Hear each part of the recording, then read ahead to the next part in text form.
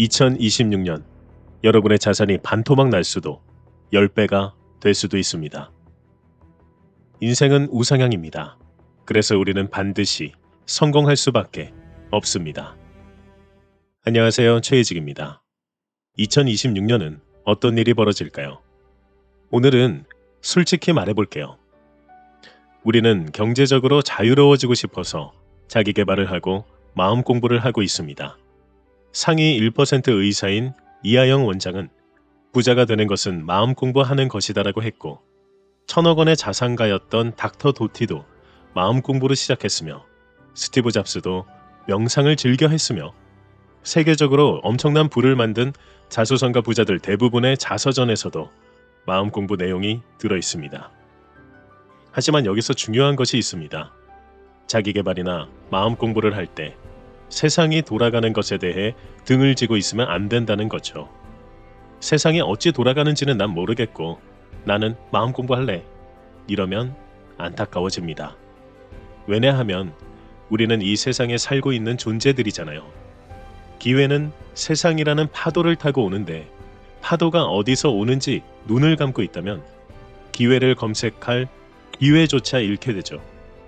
경제적 자유를 위해, 큰 돈을 벌기 위해 눈이 검색을 하도록 세상을 봐야 합니다. 그럼 2026년 세상은 어떨까요?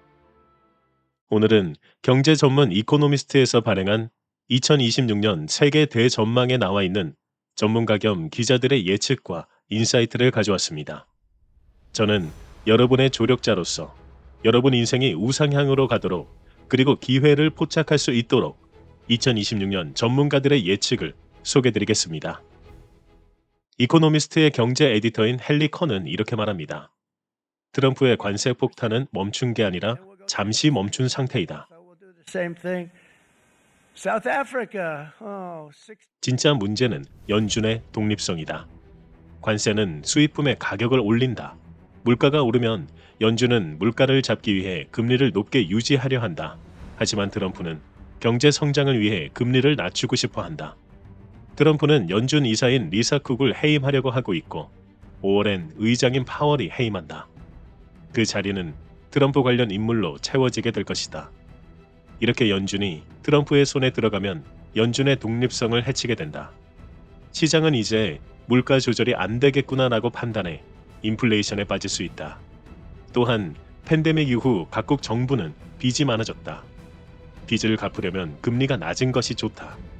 중앙은행의 독립성이 없어지면 정부가 중앙은행에 금리를 낮추라고 압박할 것이다. 그럼 시장 투자자들은 정부가 빚도 못 갚을 것 같고 물가도 못 잡는다고 판단해 채권을 투매하기 시작할지 모른다. 채권 가격이 폭락하면 금융 시스템 근간이 흔들린다. 그나마 AI 붐으로 2025년은 증시 호황이었다.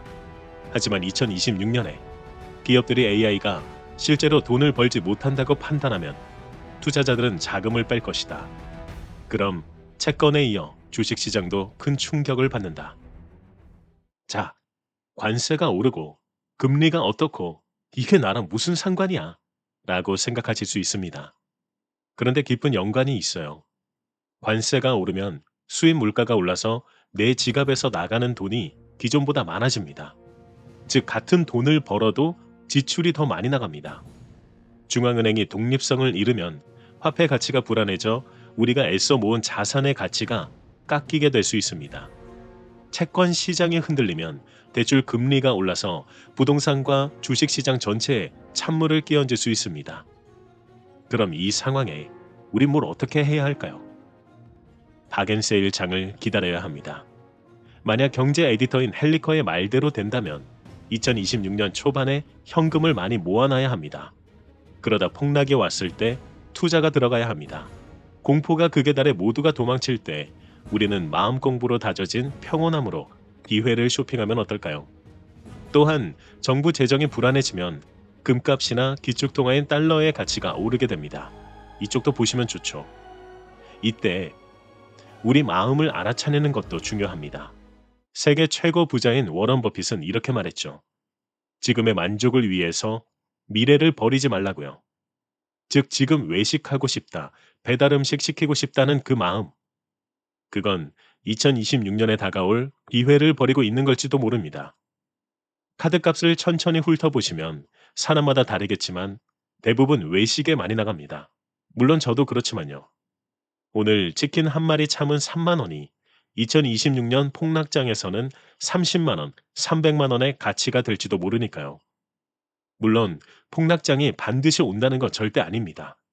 하지만 경제 전문지 이코노미스트의 2025년 예측은 9개 중 6개가 맞을 정도로 예측력이 높았습니다. 그러니 대비를 하면 좋죠. 그리고 우리가 돈이 들어오는 상태를 세팅한다는 것은 자신의 무의식을 정화하는 것만이 최선이 아닙니다. 물론 그것이 기초 공사는 맞죠. 하지만 세상의 흐름을 바라보지 못하면 무의식을 정화시켜 놓고 눈에게 검색할 기회를 줘놓고는 기회를 붙잡을 수 없게 될지도 모릅니다. 한편 AI 붐은 2026년에 어떻게 될까요? 라차나 샴보그라는 비즈니스 에디터는 이렇게 말합니다. 전 세계적으로 약 8억 명이 챗 GPT를 사용하고 있는데 미국 인구조사국에 따르면 기업이 생산 공정에 AI를 도입한 곳은 겨우 10%를 넘는 수준이다.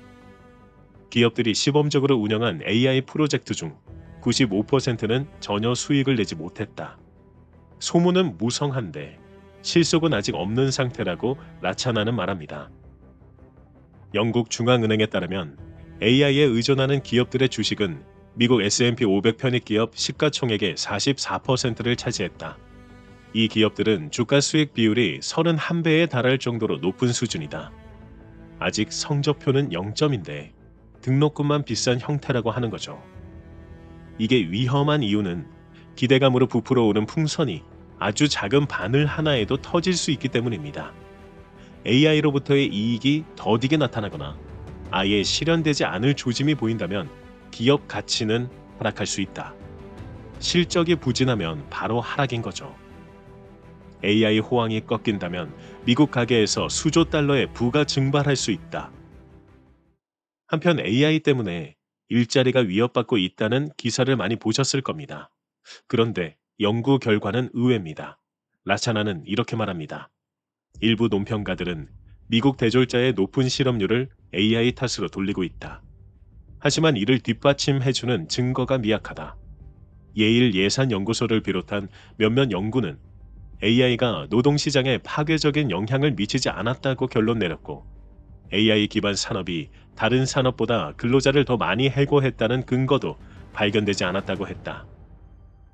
라차나 에디터는 AI 붐이 2026년에 꺾일 수 있음을 예측하고 있습니다. 그리고 기업들이 AI를 보조도구로 인식하고 있음을 말해주고 있습니다. 따라서 AI를 도구로 잘 쓰는 사람이 살아남는 것도 유추할 수 있죠. 자, 정리하자면 이렇습니다. 지금 외식과 배달 음식을 참고 사고 싶은 것을 참고 무의식을 정화하며 모은 그 소중한 현금이 2026년 폭락장에서 여러분의 경제적 자유를 인도할 티켓이 될지도 모릅니다. 세상의 흐름을 잇는 눈을 감으시면 안 됩니다. 2026년을 위해 오늘 어떤 지출을 아껴보시겠습니까? 댓글로 선언해 주세요. 제가 응원하겠습니다. 그런데 2026년은 이런 사건만 있는 게 아닙니다. 곳곳에서 전쟁도 발발했죠. 아직도 끝나지 않은 러시아, 우크라이나, 이스라엘과 하마스, 미얀마 내전. 지구촌 곳곳에서 들려오는 총성은 우리 마음을 무겁게 하죠. 거기서 가장 큰 전쟁인 러시아는 어떻게 될까요? 러시아의 푸틴을 보면 우리는 마음 공부의 핵심적인 교훈 하나를 발견하게 됩니다. 이코노미스트의 부편집장인 에드워드 칸은 러시아가 혹독한 대가를 치를 것이라고 말합니다. 전문가들의 데이터는 충격적입니다. 2025년 말 기준으로 러시아군 사상자는 무려 140만 명을 넘어설 것으로 추산됩니다. 우크라이나 병사 1명이 희생될 때 러시아는 5명이 목숨을 잃고 있죠. 노벨 평화상을 꿈꾸는 트럼프는 우크라이나를 쉽게 내줄 생각이 없고 오히려 러시아 석유 기업들을 제재하며 압박하고 있습니다. 하지만 푸틴은 2026년에도 전쟁을 멈추지 않을 기세입니다. 왜일까요? 그는 지금 매몰 비용의 오류에 빠져 있기 때문입니다. 여기서 우리는 자기개발에 중요한 질문을 던져야 합니다. 에드워드 카의 주장에 따르면 푸틴은 이미 자국 경제를 담보로 잡혔고 청년 세대를 희생시켰으며 중국에 종속되는 결과를 초래했습니다. 객관적으로 보면 실패한 선택이지만 그의 거대한 에고가 패배를 인정하지 못하게 막고 있는 건 아닐까요? 우리 삶도 이와 닮아 있습니다. 이미 잘못된 기름을 알면서도 지금까지 들인 노력이 아까워서 놓지 못하는 것, 수익이 나지 않는 사업에 자존심 때문에 계속 돈을 붓는 것, 내 잘못을 인정하기보다 남 탓만 하며 고집을 피우는 마음. 푸틴의 전쟁은 외부에서 일어나지만 우리 내면에서도 이런 고집스러운 전쟁이 매일 일어나고 있을지 모릅니다. 에드워드 칸은 경고합니다. 푸틴이 국외에서의 패배를 감추기 위해 국내에서 더 잔혹한 공포 정치를 펼칠 가능성을요. 우리는 이런 상황에서 무엇을 봐야 할까요? 앞서 말씀드린 현금 보유량을 늘리는 것도 중요하지만 더 중요한 것은 유연한 사고입니다. 푸틴처럼 자신의 고집에 갇혀 세상을 적대시하게 되면 결국 스스로 파멸하게 됩니다. 하지만 세상을 객관적으로 바라보고 내가 틀렸을 때 빠르게 수정할 수 있는 상태를 만들었다면 빠르게 성장할 수 있습니다. 제 강의에도 이렇게 말했죠. 남들의 비판을 수용하라고요. 거기가 성장할 틈이라고요.